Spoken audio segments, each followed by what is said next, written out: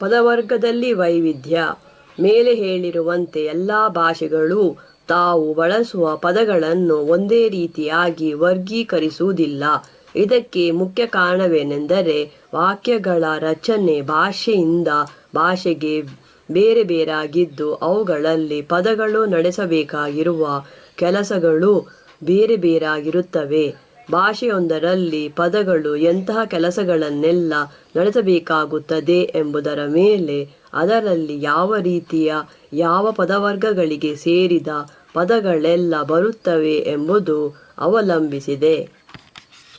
ಭಾರತದಲ್ಲಿ ದ್ರಾವಿಡ, ಆರ್ಯ, ಇಂಡೋ ಆರ್ಯನ್, ಟಿಬೆಟೋ ಬರ್ಮನ್ ಮತ್ತು astro Asiatic ಎಂಬುದಾಗಿ 4 ಮುಖ್ಯ ಭಾಷಾ ಕುಟುಂಬಗಳಿಗೆ ಸೇರಿದ ಭಾಷೆಗಳು ಬಳಕೆಯಲ್ಲಿವೆ. ಈ 4 ಬೇರೆ ಬೇರೆ ಕುಟುಂಬಗಳಿಗೆ ಸೇರಿದ ಭಾಷೆಗಳು ಬಳಸುವ ವಾಕ್ಯ ರಚನೆಯ ವಿಧಾನಗಳು ಬೇರೆ ಬೇರಾಗಿದ್ದು ಅವುಗಳಲ್ಲಿ ಪದಗಳು ನಡೆಸಬೇಕಾಗಿರುವ ಕೆಲಸಗಳು ಬೇರೆ ಬೇರಾಗಿವೆ. ಈ ಕಾರಣಕ್ಕಾಗಿ ಈ 4 ರೀತಿಯ ಭಾಷೆಗಳಲ್ಲಿರುವ ಪದವರ್ಗಗಳ ಸಂಖ್ಯೆ ಮತ್ತು ಸ್ವರೂಪಗಳೆರಡೂ ಬೇರೆ ಬೇರಾಗಿವೆ. ಕನ್ನಡ ಭಾಷೆಯು ತಮಿಳು, ತೆಲುಗು, ತುಳು, ಮಲಯಾಳ, ಗೋಂಡಿ, ಕುಡುಕ್ ಮೊದಲಾದ ಬೇರೆ ಕೆಲವು ಭಾಷೆಗಳೊಂದಿಗೆ ದ್ರಾವಿಡ ಎಂಬ ಹೆಸರಿನ ಭಾಷಾ ಕುಟುಂಬಕ್ಕೆ ಸೇರಿರುವ ಭಾಷೆ. ಈ ಎಲ್ಲ ಭಾಷೆಗಳಲ್ಲೂ ಕನ್ನಡದ ಹಾಗೆ ನಾಮಪದ, ಕ್ರಿಯಾಪದ ಮತ್ತು ಗುಣಪದಗಳೆಂಬ 3 ಮುಖ್ಯ ಪದವರ್ಗಗಳಿವೆ ಮತ್ತು ಅವು ವಾಕ್ಯಗಳಲ್ಲಿ ವ್ಯಕ್ತಿ, ವಸ್ತು ಮೊದಲಾದವನ್ನು ಗುರುತಿಸುವುದು, ಘಟನೆಗಳನ್ನು ನಿರ್ದೇಶಿಸುವುದು ಮತ್ತು ಗುಣಧರ್ಮಗಳನ್ನು ಸೂಚಿಸುವುದು ಎಂಬುದಾಗಿ 3 ಬೇರೆ ಬೇರೆ ಕೆಲಸಗಳನ್ನು ನಡೆಸಿಕೊಡುತ್ತವೆ. ಸಂಸ್ಕೃತ ಭಾಷೆಯು ಹಿಂದಿ, ಮರಾಠಿ, ಗುಜರಾತಿ, ಬಂಗಾಲಿ, ಕಾಶ್ಮೀರಿ ಮೊದಲಾದ ಬೇರೆ ಕೆಲವು ಭಾಷೆಗಳೊಂದಿಗೆ ಆರ್ಯ ಇಲ್ಲವೇ ಇಂಡೋ ಆರ್ಯನ್ ಎಂಬ ಭಾಷಾ ಕುಟುಂಬಕ್ಕೆ ಸೇರಿರುವ ಭಾಷೆ. ಈ ಭಾಷೆಗಳಲ್ಲಿ ಬರುವ ಪದಗಳು ಮುಖ್ಯವಾಗಿ ನಾಮಪದ ಮತ್ತು ಕ್ರಿಯಾಪದಗಳೆಂಬ 2 ಪದವರ್ಗಗಳಲ್ಲಿ ಸೇರುತ್ತವೆ. ಇವುಗಳಲ್ಲಿ ನಾಮಪದಗಳು ವ್ಯಕ್ತಿ, ವಸ್ತು ಮೊದಲಾದುವನ್ನು ಗುರುತಿಸುವ ಕೆಲಸವನ್ನು ಮತ್ತು ಕ್ರಿಯಾಪದಗಳು ಘಟನೆಗಳನ್ನು ನಿರ್ದೇಶಿಸುವ ಕೆಲಸವನ್ನು ನಡೆಸುತ್ತವೆ. ಗುಣಪದಗಳೆಂಬ 3ನೇ ಪದವರ್ಗ ಈ ಭಾಷೆಗಳಲ್ಲಿಲ್ಲ. ಬಿಳಿ, ದೊಡ್ಡ, ಒಳ್ಳೆ ಮೊದಲಾದ ಗುಣಧರ್ಮಗಳನ್ನು ಸೂಚಿಸಬೇಕಾಗಿರುವ ಪದಗಳು ಈ ಭಾಷೆಗಳಲ್ಲಿ ನಾಮಪದಗಳಾಗಿ ಬರುತ್ತವೆ ಮತ್ತು ಅವು ಆ ಗುಣಧರ್ಮಗಳನ್ನು ಪಡೆದಿರುವ ವ್ಯಕ್ತಿ, ವಸ್ತು ಮೊದಲಾದುವನ್ನು ಗುರುತಿಸುತ್ತವೆ. ಉದಾಹರಣೆಗಾಗಿ ಕನ್ನಡದ ಕಪ್ಪು ಹಾವು ಎಂಬ ಪದಗುಚ್ಛದಲ್ಲಿ ಬರುವ ಹಾವು ಎಂಬ ನಾಮಪದ ಒಂದು ಪ್ರಾಣಿಯನ್ನು ಗುರುತಿಸುತ್ತದೆ ಮತ್ತು ಕಪ್ಪು ಎಂಬ ಗುಣಪದ ಒಂದು ಗುಣಧರ್ಮವನ್ನು ಸೂಚಿಸುತ್ತದೆ. ಇವೆರಡು ಪದಗಳನ್ನು ಒಟ್ಟಿಗೆ ಒಂದು ಪದಗುಚ್ಛದಲ್ಲಿ ಕಪ್ಪು ಹಾವು ಎಂಬುದಾಗಿ ಬಳಸಿದಾಗ ಕಪ್ಪು ಎಂಬ ಪದ ಒಂದು ಗುಣಧರ್ಮವನ್ನು ಸೂಚಿಸುವುದರ ಮೂಲಕ ಹಾವು ಎಂಬ ನಾಮಪದಕ್ಕೆ ಒಂದು ವಿಶಿಷ್ಟವಾದ ಕಪ್ಪು ಬಣ್ಣವಿರುವ ಹಾವನ್ನು ಗುರುತಿಸಲು ಸಹಾಯ ಮಾಡುತ್ತದೆ. ಸಂಸ್ಕೃತದಲ್ಲಿ ಬರುವ ಕೃಷ್ಣ ಸರ್ಪಃ ಎಂಬ ಇದೇ ಅರ್ಥದ ಪದಗುಚ್ಛ ಇದಕ್ಕಿಂತ ತೀರಾ ಭಿನ್ನವಾದುದು. ಆ ಪದಗುಚ್ಛದ ಅಂಗಗಳಾಗಿರುವ ಕೃಷ್ಣಃ ಮತ್ತು ಸರ್ಪಃ ಎಂಬ ಈ 2 ಪದಗಳು ಸ್ವತಂತ್ರವಾದ ನಾಮಪದಗಳು. ಕೃಷ್ಣಃ ಎಂಬ ನಾಮಪದ ಕಪ್ಪಾಗಿರುವ ಒಂದು ಪ್ರಾಣಿ ಇಲ್ಲವೇ ವಸ್ತುವನ್ನು ಗುರುತಿಸುತ್ತದೆ ಮತ್ತು ಸರ್ಪಃ ಎಂಬ ನಾಮಪದ ಹಾವಾಗಿರುವ ಒಂದು ಪ್ರಾಣಿಯನ್ನು ಗುರುತಿಸುತ್ತದೆ. ಈ 2 ಪದಗಳನ್ನು ಒಟ್ಟಿಗೆ ಒಂದು ಪದಗುಚ್ಛದ ಅಂಗಗಳಾಗಿ ಕೃಷ್ಣಃ ಸರ್ಪಃ ಎಂಬುದಾಗಿ ಬಳಸಿದಾಗ ಅವೆರಡು ನಾಮಪದಗಳು ಗುರುತಿಸುವ ವಸ್ತು ಇಲ್ಲವೇ ಪ್ರಾಣಿಗಳು ಒಂದೇ ಎಂಬ ಅರ್ಥ ವ್ಯಕ್ತವಾಗುತ್ತದೆ ಮತ್ತು ಇದರಿಂದಾಗಿ ಆ ಪದಗುಚ್ಛ ವಿಶಿಷ್ಟವಾದೊಂದು ಪ್ರಾಣಿಯನ್ನು ಎಂದರೆ ಕಪ್ಪು ಬಣ್ಣದ ಹಾವನ್ನು ಗುರುತಿಸುವಂತಾಗುತ್ತದೆ. ಕನ್ನಡಕ್ಕೂ ಮತ್ತು ಸಂಸ್ಕೃತಕ್ಕೂ ನಡುವಿರುವ ಈ ವ್ಯತ್ಯಾಸ ಅವು ವ್ಯಕ್ತಿ, ವಸ್ತು ಮೊದಲಾದುವನ್ನು ಗುರುತಿಸುವುದಕ್ಕಾಗಿ ಎಂತಹ ವಿಧಾನವನ್ನು ಅನುಸರಿಸುತ್ತವೆ ಎಂಬುದರ ಮೇಲೆ ಅವಲಂಬಿಸಿದೆ ಎಂಬುದನ್ನು ಗಮನಿಸಬೇಕು. ಕನ್ನಡದಲ್ಲಿ ವ್ಯಕ್ತಿ, ವಸ್ತು ಮೊದಲಾದವುಗಳನ್ನು ನಾಮಪದಗಳ ಸಹಾಯದಿಂದ ಗುರುತಿಸಿ ಅವುಗಳಲ್ಲಿ ಕೆಲವನ್ನು ಮಾತ್ರ ಪ್ರತ್ಯೇಕಿಸಿ ಹೇಳಲು ಗುಣಪದಗಳನ್ನು ಬಳಸುವ ಕ್ರಮ ರೂಢಿಯಲ್ಲಿದೆ.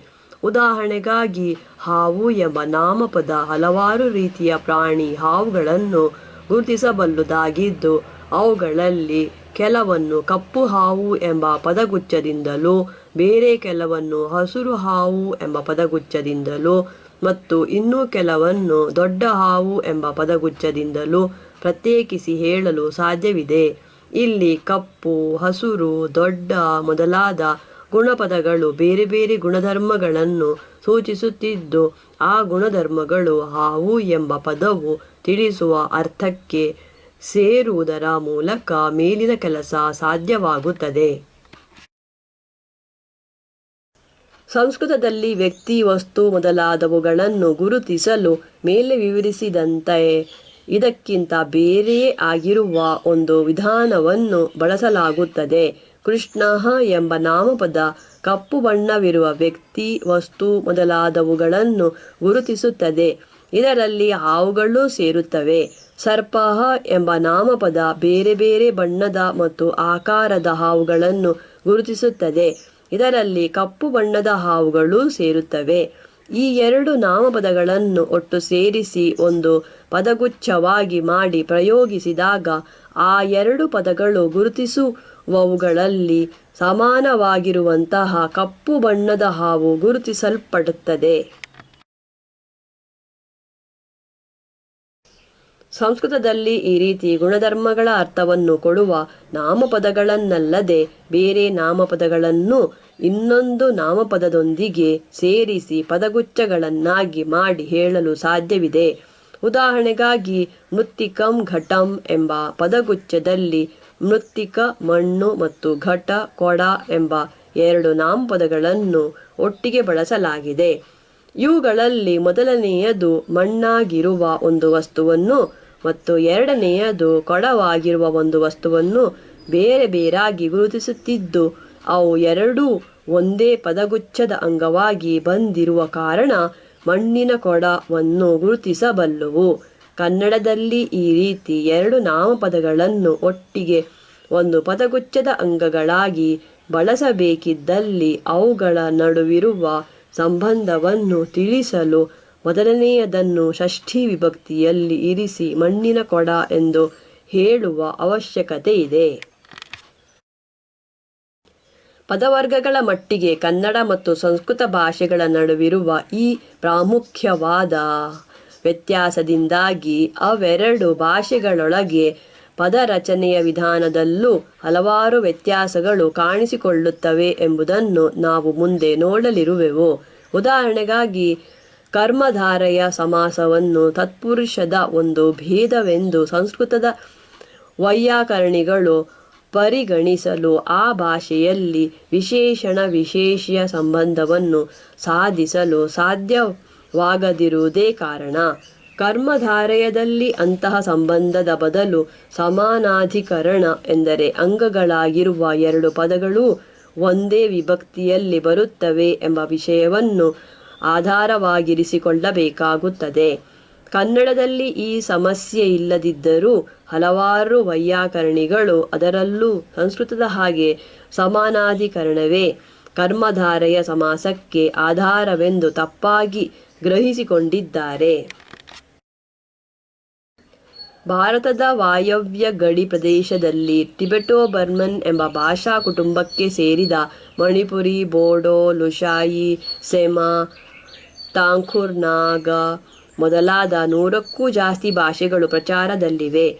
ಇವು ವಾಕ್ಯರಚನೆಗಾಗಿ ಬೇರೆಯೇ ಒಂದು ವಿಧಾನವನ್ನು ಬಳಸುತ್ತವೆ. ಈ ಭಾಷೆಗಳಲ್ಲೂ ನಾಮಪದ ಮತ್ತು ಕ್ರಿಯಾಪದಗಳೆಂಬ ಎರಡು ಮುಖ್ಯ ಪದವರ್ಗಗಳು ಮಾತ್ರ ಕಾಣಿಸುತ್ತವೆ. ಆದರೆ ಗುಣಧರ್ಮಗಳನ್ನು ಸೂಚಿಸುವ ಪದಗಳು ಈ ಭಾಷೆಗಳಲ್ಲಿ ಸಂಸ್ಕೃತದಲ್ಲಿರುವ ಹಾಗೆ ನಾಮಪದಗಳಾಗಿ ಬಾರದೆ ಕ್ರಿಯಾಪದಗಳಾಗಿ ಬರುತ್ತವೆ. ಉದಾಹರಣೆಗಾಗಿ ಈ ಭಾಷೆಗಳಲ್ಲಿ ಕ್ರಿಯಾಪದಗಳು ಓಡು, ಬೀಳು, ಒಡೆ, ತೊಳೆ ಮೊದಲಾದ ಘಟನೆಗಳನ್ನು ನಿರ್ದೇಶಿಸುವುದು ಮಾತ್ರವಲ್ಲದೆ ಬೇರೆ ಬೇರೆ ರೀತಿಯ ಸ್ಥಿತಿಗಳನ್ನು ನಿರ್ದೇಶಿಸುತ್ತಿದ್ದು ಕಪ್ಪು, ದೊಡ್ಡ, ಒಳ್ಳೆ ಮೊದಲಾದ ಗುಣಧರ್ಮಗಳನ್ನು ಸೂಚಿಸುವ ಪದಗಳು ಈ ಭಾಷೆಗಳಲ್ಲಿ ಇಂತಹ ಸ್ಥಿತಿಗಳನ್ನು ನಿರ್ದೇಶಿಸುವ ಕ್ರಿಯಾಪದಗಳಾಗಿ ಬರುತ್ತವೆ. ನಾಮಪದಗಳೊಂದಿಗೆ ಈ ಎರಡು ರೀತಿಯ ಕ್ರಿಯಾಪದಗಳನ್ನು ಅವುಗಳ ಕೃದಂತ ರೂಪದಲ್ಲಿ ಮಾತ್ರವೇ ಬಳಸಲು ಸಾಧ್ಯ.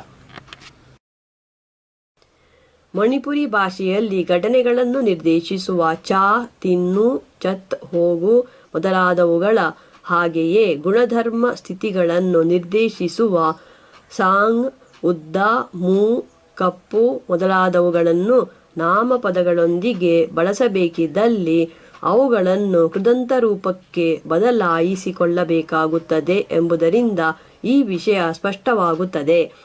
ಉದಾಹರಣೆಗಾಗಿ ಅಚಾಬ್ ಮೀ ತಿನ್ನುವ ಮನುಷ್ಯ, ಅಚತ್ ಪ ಮೀ ಹೋಗುವ ಮನುಷ್ಯ, ಅಸಾಂಗ್ ಬಮಿ ಉದ್ದ ಮನುಷ್ಯ, ಅಮೂ ಬಮಿ ಕಪ್ಪು ಮನುಷ್ಯ. ಕನ್ನಡದ ಹಾಗೆ ಗುಣಧರ್ಮಗಳನ್ನು ಸೂಚಿಸುವ ಪದಗಳನ್ನು ನೇರವಾಗಿ ನಾಮಪದಗಳೊಂದಿಗೆ ಬಳಸಲು ಈ ಭಾಷೆಯಲ್ಲಿ ಸಾಧ್ಯವಾಗದು. ಇದಲ್ಲದೆ ಬೇರೆ ಹಲವಾರು ರೀತಿಗಳಲ್ಲೂ ಈ ಎರಡು ರೀತಿಯ ಪದಗಳು ಮಣಿಪುರಿಯಲ್ಲಿ ಒಂದೇ ರೀತಿಯವಾಗಿವೆ.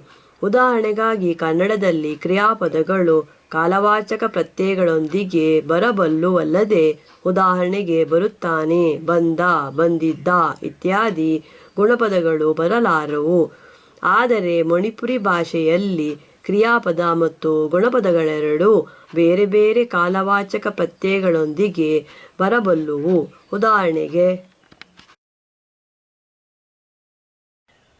ಚಾಗನಿ ತಿಂದಾನು, ಚತ್ಕನಿ ಹೋದಾನು, ಸಾಂಗನಿ ಉದ್ದವಿದ್ದಾನು, ಮೂಗನಿ ಕಪ್ಪಿದ್ದಾನು. ಕನ್ನಡದಲ್ಲಿ ಉದ್ದ ಮತ್ತು ಕಪ್ಪು ಎಂಬ ಗುಣಪದಗಳಿಗೆ ಕಾಲವಾಚಕ ಪ್ರತ್ಯಯಗಳನ್ನು ನೇರವಾಗಿ ಸೇರಿಸಲು ಸಾಧ್ಯವಾಗದು. ಇದಕ್ಕಾಗಿ ಅವುಗಳ ಮುಂದೆ ಇರು ಎಂಬ ಕ್ರಿಯಾಪದವನ್ನಿರಿಸಿ ಆ ಕ್ರಿಯಾಪದಕ್ಕೆ ಕಾಲವಾಚಕ ಪ್ರತ್ಯಯಗಳನ್ನು ಸೇರಿಸಬೇಕಾಗುತ್ತದೆ. ಆದರೆ ಮಣಿಪುರಿಯಲ್ಲಿ ಈ ಎರಡು ಕನ್ನಡ ಪದಗಳಿಗೆ ಸಮಾನವಾಗಿರುವ ಪದಗಳಿಗೂ ಸಾಂಗ್ ಮತ್ತು ಮೂ ಎಂಬಂತಹವುಗಳಿಗೂ ನೇರವಾಗಿ ಕಾಲವಾಚಕ ಪ್ರತ್ಯಯಗಳನ್ನು ಸೇರಿಸಲು ಸಾಧ್ಯ ಎಂಬುದನ್ನು ಮೇಲಿನ ಉದಾಹರಣೆಗಳು ಸ್ಪಷ್ಟಪಡಿಸುತ್ತವೆ. ಭಾರತದಲ್ಲಿ ಆಸ್ಟ್ರೋ ಏಷ್ಯಾಟಿಕ್ ಎಂಬ ಇನ್ನೊಂದು ಭಾಷಾ ಕುಟುಂಬಕ್ಕೆ ಸೇರಿದ ಮುಂಡಾರಿ, ಸಂತಾಲಿ, ಹೋ, ಖಡಿಯಾ, ಸೋರಾ ಮೊದಲಾದ ಬೇರೆ ಕೆಲವು ಭಾಷೆಗಳು ಬಳಕೆಯಲ್ಲಿವೆ. ಇವುಗಳಲ್ಲಿ ಮುಂಡಾ ಎಂಬ ಉಪಕುಟುಂಬಕ್ಕೆ ಸೇರಿದ ಮುಂಡಾರಿ, ಸಂತಾಲಿ ಮೊದಲಾದ ಕೆಲವು ಭಾಷೆಗಳಲ್ಲಿ ಬರುವ ಪದಗಳೆಲ್ಲ ಒಂದೇ ಪದವರ್ಗದಲ್ಲಿ ಸೇರುತ್ತವೆ. ಈ ಪದವರ್ಗವನ್ನು ಕ್ರಿಯಾಪದ ಇಲ್ಲವೇ ಆಖ್ಯಾತ ಪದ ಎಂಬುದಾಗಿ ಹೆಸರಿಸಬಹುದು. ಈ ಭಾಷೆಗಳಲ್ಲಿ ಬರುವ ವಾಕ್ಯಗಳು ಈ ಕ್ರಿಯಾಪದದ ಮೂಲಕ ಒಂದು ಘಟನೆ ಇಲ್ಲವೇ ಸ್ಥಿತಿಯನ್ನು ನಿರ್ದೇಶಿಸುತ್ತಿದ್ದು ಆ ಘಟನೆಯಲ್ಲಿ ಇಲ್ಲವೇ ಸ್ಥಿತಿಯಲ್ಲಿ ತೊಡಗಿರುವ ವ್ಯಕ್ತಿ, ಪ್ರಾಣಿ, ವಸ್ತು ಮೊದಲಾದುವನ್ನು ಸೂಕ್ಷ್ಮವಾಗಿ ಪ್ರತ್ಯಯಗಳ ಸಹಾಯದಿಂದ ಕ್ರಿಯಾರೂಪದಲ್ಲೇನೆ ಗುರುತಿಸುತ್ತವೆ. ಇದಲ್ಲದೆ ಇಂತಹ ವ್ಯಕ್ತಿ, ಪ್ರಾಣಿ, ವಸ್ತು ಮೊದಲಾದವುಗಳ ವಿಷಯವಾಗಿ ಮತ್ತು ವಾಕ್ಯಗಳು ನಿರ್ದೇಶಿಸುವ ಘಟನೆ ಇಲ್ಲವೇ ಸ್ಥಿತಿಗಳ ವಿಷಯವಾಗಿ ಹೆಚ್ಚಿನ ಸಂಗತಿಗಳನ್ನು ತಿಳಿಸುವುದಕ್ಕಾಗಿ ಈ ಭಾಷೆಗಳು ಬೇರೆ ಬೇರೆ ರೀತಿಯ ಕ್ರಿಯಾರೂಪಗಳನ್ನೇ ಬಳಸುತ್ತವೆ. ಹೀಗೆ ಈ ಭಾಷೆಗಳು ಬೇರೆಯೇ ಒಂದು ವಾಕ್ಯ ರಚನೆಯ ವಿಧಾನವನ್ನನುಸರಿಸುವ ಕಾರಣ ಅವಕ್ಕೆ ಕ್ರಿಯಾಪದವೆಂಬ ಒಂದೇ ಒಂದು ಪದವರ್ಗವಿದ್ದರೆ ಸಾಕಾಗುತ್ತದೆ. ನಾಮಪದ ಮತ್ತು ಗುಣಪದಗಳೆಂಬ ಬೇರೆ ಎರಡು ಪದವರ್ಗಗಳ ಅವಶ್ಯಕತೆ ಬರುವುದಿಲ್ಲ. ಭಾರತದ ಭಾಷೆಗಳು ಹೀಗೆ ತಮ್ಮಲ್ಲಿರುವ ಪದಗಳನ್ನು ಬೇರೆ ಬೇರೆ ರೀತಿಯಲ್ಲಿ ಪದವರ್ಗಗಳಾಗಿ ವಿಂಗಡಿಸುವ ಕಾರಣ ಅವೆಲ್ಲವನ್ನೂ ಒಂದೇ ರೀತಿಯಲ್ಲಿ ಸಂಸ್ಕೃತದಲ್ಲಿರುವ ಹಾಗೆ ವರ್ಣಿಸಲು ಪ್ರಯತ್ನಿಸಿದಲ್ಲಿ ಆ ಭಾಷೆಗಳ ನಿಜವಾದ ಸ್ವರೂಪವೆಂತಹದ್ದು ಎಂಬುದನ್ನು ತಿಳಿಯಲು ನಮಗೆ ಸಾಧ್ಯವಾಗದು.